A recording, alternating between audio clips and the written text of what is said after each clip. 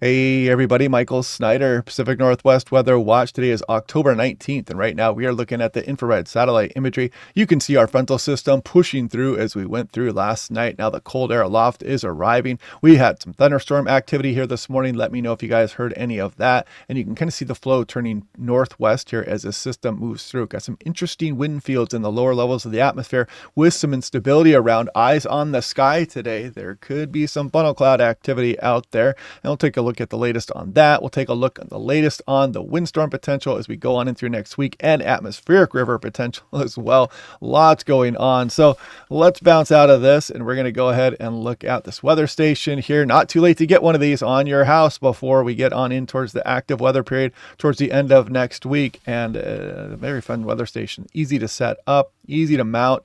Stores all the data for you in the cloud. Click on the link down below to save 10% off. So this is the fun fact I showed yesterday. We're up over 680 days without 1 inch of rain in a 24-hour period for Seattle.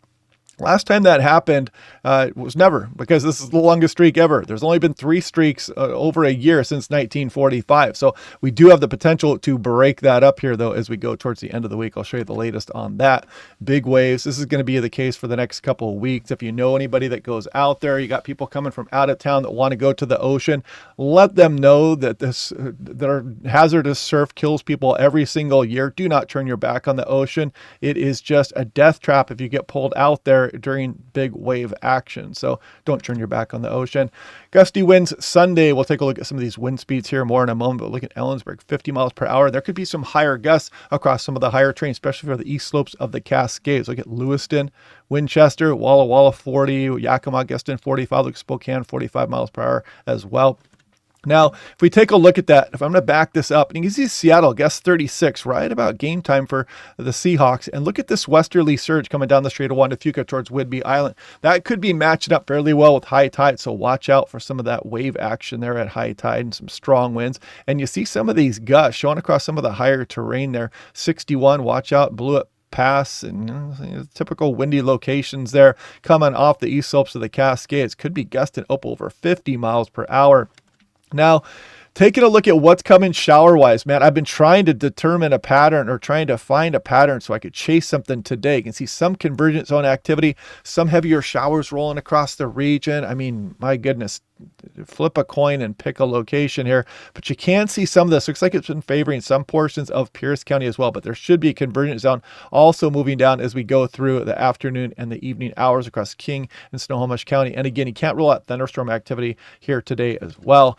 Now, looking at the European, you can also see it does agree with that thunderstorm potential here across western Washington, maybe even eastern Washington as we go through this afternoon today, and maybe even as far south as the Portland metro here. We'll see how that goes. Now, significant tornado parameter. I mean, it's pretty rare that you see the values this high, and this is the kind of combination there of wind shear and instability in the atmosphere. So I clicked on a couple soundings there. This is right over Mercer Island. Look at this hook in the lower levels of the atmosphere. That's winds turning with height. So a lot of lower level wind shear there, and you can see potential hazard type weak tornado, if you can believe it.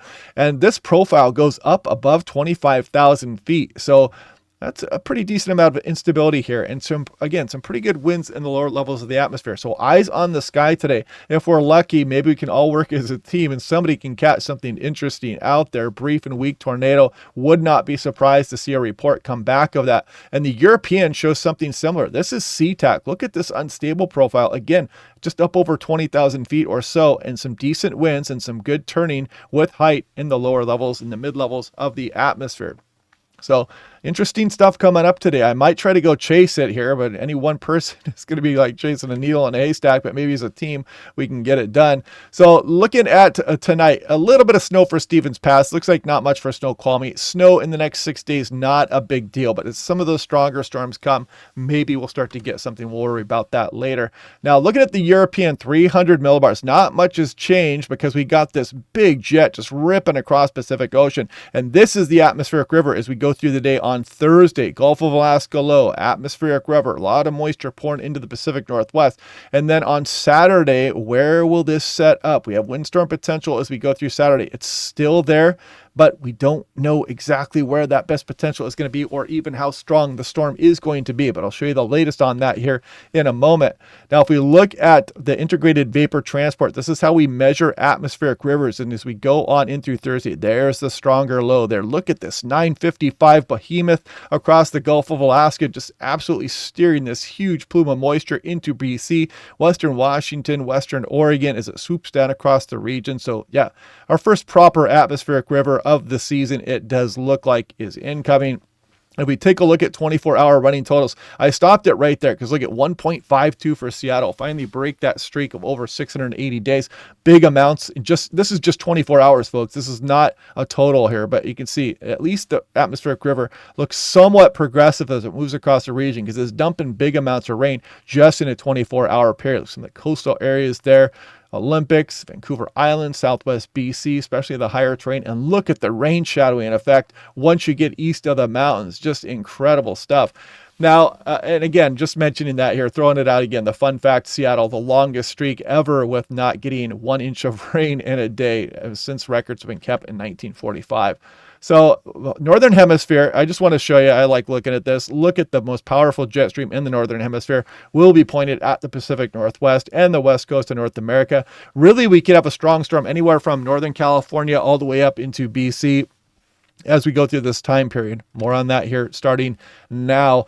The artificial intelligence European ensembles have been the most consistent performing model that we have. So we're going to take a look at that, and you can see we have pretty good model agreement. We know there's going to be a deep low across the Gulf of Alaska as we go on in through October 23rd. Atmospheric river pointing into the region. Could be some blustery conditions, some big waves for the coastline there as well. And then we scroll towards the period of concern as far as windstorm potential. You can kind of see this area right there. And you really don't want to sleep on this area because even, a late breaking storm here could mean trouble here for some portions of the Pacific Northwest. And then after that, we still have the potential for additional storm development. So we got kind of a 1-2 thing going on that we're going to be watching, but still not great model agreement on what is going to occur, but that's to be expected with a very strong jet stream pointed at the West Coast. There's going to be a lot of flipping and flopping in the model runs here over the next few days. So you want to pay attention to the ensembles a bit more. And this is really the only way to look at the artificial intelligence ensembles, like the individual members. So as you scroll on in through the day on Thursday, look at that beastly low, really good model agreement. As you can see, this is going to be what's powering that atmospheric river into BC, Western Washington, Western Oregon. And then what happens after that? Well, see things get really crazy on the spirograph. The spaghetti chart starts to throw its noodles all around here. There's going to be some kind of apparent low across the Gulf of Alaska, but look at this, some still very strong windstorm solutions here across the Oregon, Washington, and BC coast. These blue lines are sub 980 millibar lows. Those can be monsters, and they can produce big winds, big waves, and some dangerous conditions here for the Pacific Northwest. And there's also some pinks even showing up there. That's sub 970 millibar lows. Those are absolute monsters. And these green lines are also very strong storms in their own right. And depending on the track, they can bring some very strong winds to interior portions. So we really got to watch that time period right there. That is on the day Saturday. That storm will be in development as we go through Friday night and Saturday. See it racing across the Pacific, and still a lot of ensembles showing some crazy stuff coming to the Pacific Northwest. So just because the deterministic runs and the control runs are not showing it, do not sleep on that time frame. That it shows additional big storms potentially coming in as we go through the early portion of the following week, but that'll probably be changing. Again, lots of moving parts to this forecast. And again, over the next couple of weeks, big waves, especially today. I mean, look at that. Get out to the coast if you can. It's not too late. And you can see we've got big wave potential depending on where that storm track best lines up as we go on into the end of the week and thereafter as well, as long as the storm track is pointed our way. So Seattle, Tacoma showing right on 40 for Seattle. And again, that could be occurring here in the next few hours. Might be gusty there for the Seahawks game. And it just doesn't go up far enough to get on in towards Saturday's storm just yet. Quileute Airport, you can see this would be associated with the atmospheric river. Some stronger winds potentially showing up with that system as well. And you can see today, gusts up towards 40. Not a big deal for the coast. Risk of heavy precipitation for the West Coast. That continues in the Climate Prediction Center's experimental product. And you can see the risk of heavy snow. Maybe some of these storm systems will take some favorable tracks and bring us some mountain snows. The high risk still for some of southern Oregon. Siskiyous down towards the Sierra Nevada. And the risk of high winds. I mean, they put the slight broad brush. That's the biggest I've ever remember seeing, but we have still have that moderate risk pointed at the Pacific Northwest, and that's because of what I just went over today. 8 to 14 day below normal, above normal, that makes sense. And check out the Patreon page down below. I may go out chasing here today. We'll see if I can find a decent target. It's so hard to chase storms here in the Pacific Northwest. You've got, interstates that get clogged up really easily, and you can't get east or west very easily as well. You almost have to pick a nice view and try to forecast for it and hope that you see something cool pass by. So anyway, I'll end this video now. I may live stream later today depending on the circumstances, and I will talk to you guys later.